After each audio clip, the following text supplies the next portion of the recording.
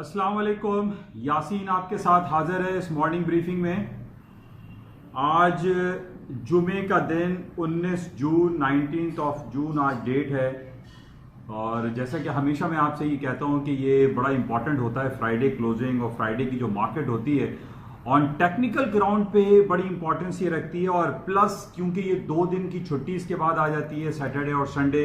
और सैटरडे और संडे को ट्रम्प साहब या दुनिया में कौन सी ऐसी बातें शुरू हो जाएं इंटरनेशनल मीडिया पे जिसका इम्पैक्ट मंडे मार्केट ओपनिंग पर पड़ता है। इस लिहाज से मैं हमेशा आपसे यही कहता हूं कि फ्राइडे की जो क्लोजिंग होती है और फ्राइडे का जो दिन होता है वो बड़ा इंपॉर्टेंट होता है टेक्निकल ग्राउंड पर as well as fundamental basis पर।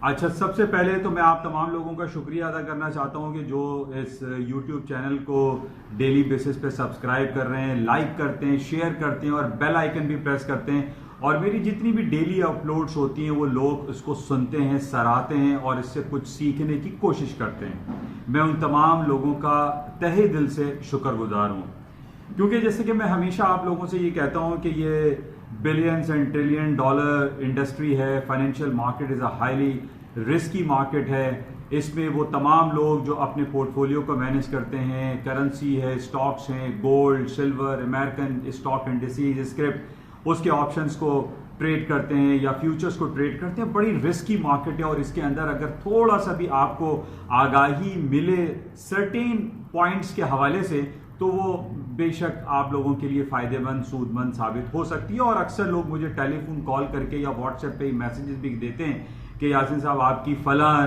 प्रेडिक्शन जो है बड़ी ज़बरदस्त थी और फ़लाँ आपकी जो खबर थी उस खबर पे हमारा जो है ह्यूज लॉस होने से बच गया और हम बाय की जगह सेल और सेल की जगह बाय नहीं किया हमने। और उससे बड़ा लोग मुझे शुक्रिया अदा करते हैं। मैं उन तमाम लोगों का शुक्रगुजार हूँ कि आप तमाम लोग जो है इसको सराहते हैं और सुनते हैं। पहली बात यह है कि ये आप लोग सुनते हैं, ये बड़ी खुश आइन बात है। अच्छा, बहरहाल आज फ्राइडे का दिन है, बड़ी इंपॉर्टेंट जो कुछ खबरें हमारे पास चल रही हैं उसमें आज तमाम जो खबरों में सुर्खियां लगी हुई हैं वो है एक किताब और उस किताब का नाम है the room where it happened. Mister John Bolton जो कि अमरीकी सदर डोनाल्ड ट्रंप के सिक्योरिटी इंचार्ज रहे हैं, उनको लेटर ऑन सदर डोनाल्ड ट्रंप ने फायर कर दिया था, निकाल दिया था। उसके बाद उन्होंने आज एक किताब लिखी है और उस किताब का नाम है the room where it happened. बड़ा चर्चा इस किताब का, पूरी मीडिया भरी पड़ी हुई है। और इस किताब में उन्होंने जो एक इल्ज़ाम लगाया है डोनाल्ड ट्रंप के ऊपर, ये बड़ा खतरनाक बयान है। उन्होंने ये कहा है कि चीनी सदर मिस्टर जी जिनपिंग से ट्रंप साहब ने यह दरखास्त की है कि वो 2020 के जो इलेक्शन होने वाले हैं वो उसमें उनकी मदद करें। ये एक डायरेक्ट इल्जाम लगाया है जॉन बोल्टन साहब ने ट्रंप के ऊपर कि जनाब वो दोबारा, अब ये दोबारा का वर्ड मैं इसलिए इस्तेमाल कर रहा हूं क्योंकि 2016 की जितनी भी इन्वेस्टिगेशन हुई ट्रंप साहब के हवाले से, जिसमें जो एक इन्वेस्टिगेशन बड़ी मशहूर हुई थी, उसके अंदर ये कहा गया कि जनाब ट्रंप साहब के ऊपर ये इल्ज़ाम है कि उन्होंने पुतिन से मदद ली थी या पुतिन एडमिनिस्ट्रेशन उसमें शामिल था या पॉलिटिकल हैकर्स थे जिनके बेसिस पे सदर ट्रंप 2016 के इंतखाबात में जीते थे। अदरवाइज हिलरी क्लिंटन जो है, जो डेमोक्रेट की हेड थी, वो जीतने वाली थी। अब एक इल्ज़ाम 2016 का लगा हुआ था और रॉबर्ट मुलर की जो इन्वेस्टिगेशन हुई थी बड़ी मशहूर हुई थी और उसका रिजल्ट बहरहाल हमारे सामने नहीं आ सका। एट द 11th आवर जब उसके रिजल्ट अनाउंस होने वाले थे, कांग्रेस ने उसको रोक दिया और उसको इन कैमरा में ले जाकर उसको बंद कमरे में उसका फैसला हुआ या उसकी सुनवाई हुई। उसके बाद उसकी कोई रिपोर्ट हमारे सामने मंजर आम पर नहीं आई। यानी 2016 में यह इल्जाम लगा था कि पुतिन, रूस के सदर से ट्रंप साहब ने मदद ली थी। और अब ये जॉन बोल्टन ये इल्जाम लगा रहे हैं कि जनाब सदर डोनाल्ड ट्रंप अब दोबारा से जी जिनपिंग जो कि चाइना के प्रेसिडेंट हैं और जाहिर है उनकी इस वक्त बहुत जबरदस्त, पूरी दुनिया में इस वक्त अगर कोई हुकूमत रूल कर रही है या कोई सदर रूल कर रहा है या पूरी जो एक स्ट्रॉन्ग पॉलिटिकल पार्टी है या स्ट्रॉन्ग जो एक रूलिंग पार्टी है पूरी दुनिया की, वो इस वक्त यकीनन Chinese president mister Xi Jinping की है।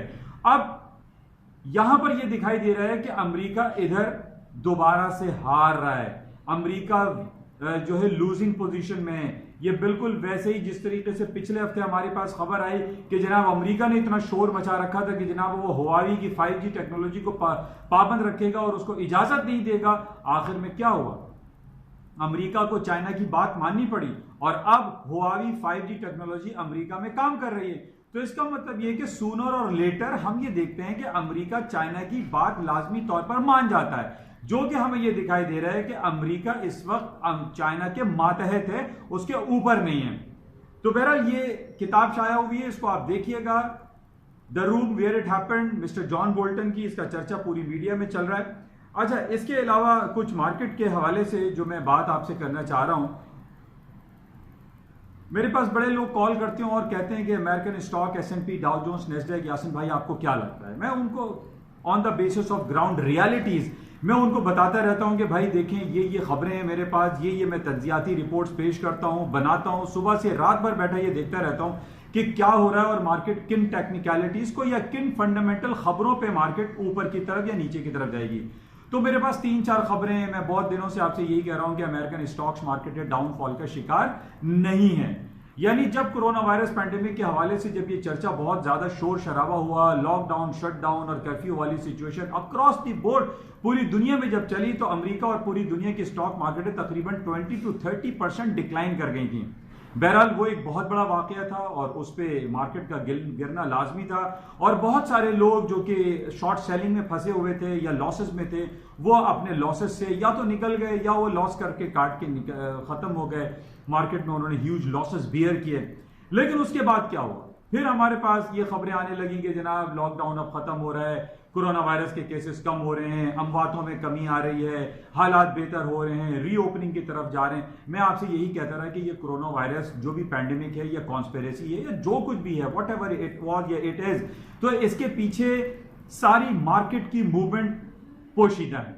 और अब आप ये देखिए कि अमेरिका की और पूरी दुनिया की स्टॉक मार्केटों में एक तेजी की लहर दोबारा से आ गई है। उसकी वजह अमेरिका ने billions and trillions of dollar के स्टिमुलस पैकेजेस अनाउंस किए हुए हैं। तकरीबन 1.5% उसने अपना इंटरेस्ट रेट डिक्लाइन कर दिया है और मजीद स्टिमुलस पैकेजेस की बात की जा रही है। पिछले 3 दिन पहले हमारे पास ये खबर आई जब अमेरिका की स्टॉक मार्केट मंडे को डाउनफॉल हो गई थी, उसके उसी मॉर्निंग ब्रीफिंग में मैंने आपसे ये कहा था कि मार्केटें ये वापस आ जाएंगी सिर्फ इस बेस पे कि जनाब कोरोना वायरस के केसेस बीजिंग में दोबारा शुरू हो गए हैं या रेसिज्म के खिलाफ जो है प्रोटेस्ट अक्रॉस द बोर्ड पूरी दुनिया में चल रहे हैं। मैंने उसी दिन मॉर्निंग ब्रीफिंग में आपसे कहा था कि मार्केट ये जो 2% डाउन हुई है मंडे को, ये मार्केटें रिकवर हो जाएंगी, सूनर और लेटर मार्केट रिकवर हो जाएगी। और यही हुआ, मंडे के ही दिन मार्केट अपने लो से 4% प्लस हो गई। और हमारे पास खबर क्या आई कि अमेरिका के फेडरल रिजर्व बैंक ने कॉर्पोरेट बॉन्ड परचेजिंग की बात कर दी है, जिसको हम दो स्टिमुलस पैकेज कह सकते हैं। मैंने आपसे उसी दिन मंडे को कह दिया था कि मार्केटें वापस होंगी। ये खबर लगाना कि जनाब रेसिज्म की बात जो है दोबारा शुरू हो गई है। जॉर्जिया एटलांटा में एक रे शरड ब्रूक्स को मार दिया गया है जो कि सिया फार्म है। दोबारा से पूरी दुनिया में लहरें शुरू हो जाएंगी। देखिए, दोबारा से लहरें शुरू नहीं होती। ये आपको भी पता है कि अगर किसी मुजरिम को एक सजा होती है ना कत्ल की, तो उसको एक ही बार सजा दी जाती है, उसको डबल सजा नहीं दी जाती। उसको 6 महीने, साल भर, 2 साल की जो सजा होती है वो वंस एक सजा दी जाती है। अब हमारे पास जब ये खबर आई कि जॉर्ज फ्लोयड की हलाकत हुई मिनीसोटा मिनियापोलिस में, उसी के 10 दिन के बाद ये खबर आ गई जनाब रे शरड जो है ब्रूक्स, उसको मार दिया गया। अब क्या दोबारा से लोग थोड़ी उठेंगे, सड़कों पर निकल आएंगे और प्रोटेस्ट शुरू कर देंगे? नो। और यही हुआ, मंडे को मार्केट इस खबर पे गिरी कि जनाब वो ब्रूक्स को मार दिया गया है, मार्केटें डाउन हो गई, रेसिज्म का प्रोटेस्ट दोबारा से शुरू हो जाएगा और बीजिंग में कोरोना वायरस हो जो दोबारा से फैल गया। आज क्या हुआ है? आज कुछ भी नहीं हुआ। मार्केटें सारी ऊपर हाई पे हाई बना रही हैं। कल रात की खबर है कि बीजिंग ने ऐलान कर दिया है कि वी आर अंडर कंट्रोल, यानी जो कोरोना वायरस पेंडेमिक की जो कोविड-19 की बात हो रही है वो कह रहे हैं ये अंडर कंट्रोल है, कोई टेंशन की बात नहीं है, बीजिंग चिल कर रहा है। स्टॉक मार्केटें ऊपर की तरफ आ रही हैं। कल सुबह की खबर है, बैंक ऑफ जापान ने ऐलान कर दिया कि वो मजीद अपने स्टिमुलस पैकेज को बढ़ा रहा है। $700 बिलियन जो उसने अनाउंस किया था, उसने $300 बिलियन में मजीद इजाफा कर दिया है। यानी अब उसके स्टिमुलस पैकेजेस का अमाउंट हो गया $1 ट्रिलियन। इसी तरीके से कल दोपहर को खबर आ गई बैंक ऑफ इंग्लैंड की तरफ से कि जनाब उसने भी अपने स्टिमुलस पैकेज जो कि 645 बिलियन ऑफ पाउंड स्टर्लिंग था, उसने 100 बिलियन पाउंड ऑफ स्टर्लिंग का इजाफा करके 745 बिलियन पाउंड ऑफ स्टर्लिंग कर दिया है। इजाफा हो गया है। अमेरिका कर रहा है, जापान कर रहा है, यूके कर रहा है, ये सारे स्टिमुलस पैकेजेस अनाउंस करते चले जा रहे हैं, जिसकी वजह से अमेरिका की स्टॉक मार्केटें नहीं गिर रही हैं।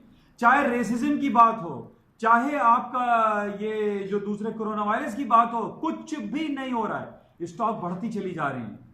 अच्छा, इसी स्टॉक बढ़ने की वजह से मैंने आपको पहले भी ये बताया था कि ऑयल की मार्केटों में तेजी आ जाएगी, क्योंकि हम रीओपनिंग की बात कर रहे हैं। कोरोना वायरस खत्म हो रहा है, कोविड-19 नोवेल कोरोना वायरस खत्म हो रहा है, इसके केसेस खत्म हो रहे हैं, अंडर कंट्रोल है, बहुत सारी दवाइयां आ गई हैं। ये डेक्सामेथासोन जो कल दवाई मैंने आपका नाम लिया था, पाकिस्तान में भी मिल रही है, इसकी पाकिस्तान में शॉर्ट हो गई है। कोरोना वायरस का इलाज आ चुका है, और बहुत सारे जो हमारे देसी टोटके हैं वो भी हैं। अदरक, लहसुन, ये सारी चीजें आप इस्तेमाल करें, लौंग इस्तेमाल करें, आपको कुछ भी नहीं होगा। कोई कोरोना वायरस, कोई आपको इसके सिम्टम्स नजर नहीं आएंगे, और अल्हम्दुलिल्लाह ठीक है। मैंने आपसे पहले भी कहा था कि क्या सालाना लोग रोज मरते नहीं? लोग सालाना मर रहे हैं, तकरीबन 25-30 लाख लोग रोज हर साल मरते हैं। आप गूगल जाके देख लीजिए। अब ये कहना कि जनाब कोरोना वायरस से मर रहे हैं, जो जिस मुब्तला हो रहा है, चाहे वो कैंसर में मरे, चाहे जिगर आर्जे में मरे, डायबिटिक में, हार्ट फेल में, वो कहते हैं कोरोना वायरस से मर गया। This is the conspiracy media भरा पड़ा हुआ है। कि यही मैं आपसे कह रहा था कि ये मार्केट को चलाने के डिफरेंट तरीके हैं। अब हमारे पास ये सामने बात आ रही है कि जनाब बिल गेट, जो कि पहले माइक्रोसॉफ्ट के चेयरमैन थे, उन्होंने वजह से रिजाइन कर दिया, वो फिलैंथ्रोपिस्ट बन गए। अब वो मेडिकल फैसिलिटी के हवाले से बहुत ज्यादा काम कर रहे हैं। अब उनके पास दो चीजें थी, एक तो उनको मेडिकल गेन करना था, और प्लस उनको कंप्यूटर से या इंटरनेट बेस्ड जो सिलसिले हैं उसको स्ट्रॉन्ग करना था। इस कोरोना वायरस पेंडेमिक के फैलाने से क्या हुआ? फार्मास्यूटिकल कंपनियों की चांदनी हो गई, उनके रेट्स बढ़ना शुरू हो गए, और आज हमारे घर के तमाम बच्चे घरों में बैठे हुए, हम और आप वीडियो और लिंक कॉन्फ्रेंसिंग कर रहे हैं। किसके जरिए कर रहे हैं? इसी मोबाइल सर्विस के जरिए, इसी इंटरनेट के जरिए, इसी कंप्यूटर के जरिए। तो इस इंडस्ट्री में दो इंडस्ट्री ने बूम किया, एक आपकी फार्मास्यूटिकल कंपनीज ने, और दूसरा आपकी कंप्यूटर इंडस्ट्री, जो चिप इंडस्ट्री या मोबाइल इंडस्ट्री या इंटरनेट सर्विसेज की जो इंडस्ट्री है, जो टेक्नोलॉजी है। ये दो सेक्टर ऐसे हैं जिन्होंने रेस किया इन 5 से 6 महीने में। इस चीजों को समझें, ये कॉन्स्पिरेसी को रियलाइज करें कि what is happening behind this all corona virus pandemic, और ये जो ड्रामा रचाया गया है। बहरहाल ये बीमारी है या नहीं है, ये अलग बात है, लेकिन हमें मोहतात तो हमेशा रहना चाहिए। ये जो हम लगाते हैं फेस मास्क, ये जरूरी है। जाहिर है पोल्यूशन बढ़ गया है, जो हम माहौलियाती आलूदगी की बात करते हैं, इसके लिए बेहतर है, ये कोई बुरी चीज नहीं है। लेकिन ये कहना कि हर आदमी जो इंतकाल फरमा रहा है या मर रहा है वो कोरोना वायरस से मर रहा है, दिस इज नॉट 100% करेक्ट। अच्छा, इसी के साथ जो गोल्ड की कीमतें हैं उसमें इजाफा हो रहा है। मैं आपसे बहुत अरसे से बयान कर रहा हूं कि गोल्ड की कीमतों में इजाफा होगा। उसकी कीमतों के इजाफे की दो वजह मैं बयान कर रहा हूं, इसको आप ज़हन नशीन कर लीजिए। पहली बात, अमेरिका, बरतानिया, यूरोपियन सेंट्रल बैंक तमाम के तमाम इस पोजीशन में खड़े हुए हैं कि कभी भी वो अपने इंटरेस्ट रेट को नेगेटिव कर देंगे। यूरोपियन सेंट्रल बैंक का डिपॉजिट फैसिलिटी रेट इस वक्त 50 बेसिस पॉइंट नेगेटिव चल रहा है, बरतानिया का 10 बेसिस पॉइंट पॉजिटिव है, अमेरिका 0 से लेके 0.25 प्लस में है, जो कि नियर जीरो है। अब अमेरिका ये देख रहा है कि 3 इकोनॉमीज पूरी दुनिया की ऐसी हैं जो कि तरक्की भी कर रही हैं, जो ग्रोथ उनकी अच्छी हो रही है। जापान -10 बेसिस पॉइंट पॉजिटिव है, स्विट्जरलैंड दुनिया की बेहतरीन इकोनॉमी कंसिडर की जाती है, 75 basis point interest rate negative है।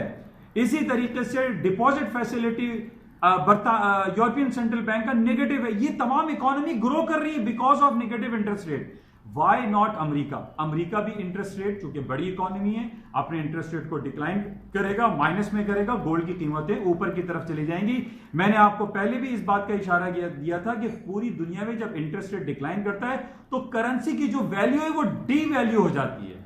आपके पास अगर सोना है, वो एक टेंजेबल आइटम है, वो आपके लिए ऑथेंटिक है, आप किसी वक्त बाजार में ले जाके बेच सकते हैं। करेंसी मार्केट, पहले भी मैंने आपसे कहा था कि कुवैती दीनार कचरा हो गया, इराक का जो सद्दाम हुसैन वाला करेंसी थी वो कचरा हो गई, बेकार हो गई, कागज का टुकड़ा फाड़ के फेंक दें, जला दें। लेकिन गोल्ड कभी भी माइनस नहीं होगा, गोल्ड कभी भी अपनी वैल्यू को खत्म नहीं कर सकता। पूरी दुनिया गोल्ड रिजर्व्स पे ही रिलाय करती है, गोल्ड पे ही चलती है। करेंसी मार्केट कभी भी डीवैल्यू हो सकती है, जिस तरीके से पाकिस्तानी करेंसी की हालात आप देख लीजिए, रोज बरोज हमारे यहाँ डॉलर महंगा होता चला जा रहा है। आज रिपोर्ट है 167। मैंने बहुत सारे लोगों ने मुझे फोन करके कहा कि डॉलर यासिन भाई क्या लगता है, मैंने कहा 170 की प्रिडिक्शन है, जो फोरकास्ट है, जो हालात हैं, जाहिर है बहुत सारे ले ऑफ्स हो गए अरब कंट्री से, हमारे जो भाई लोग हैं वो नौकरियां छोड़कर वापस आ गए, रिमिटेंस हमारे आ नहीं रहे, डॉलर हमारे पास आ नहीं रहा, तो डॉलर की शॉर्टेज तो होगी और डॉलर की कीमतें ऊपर की तरफ जाएंगी, यही बेसिक वजह है।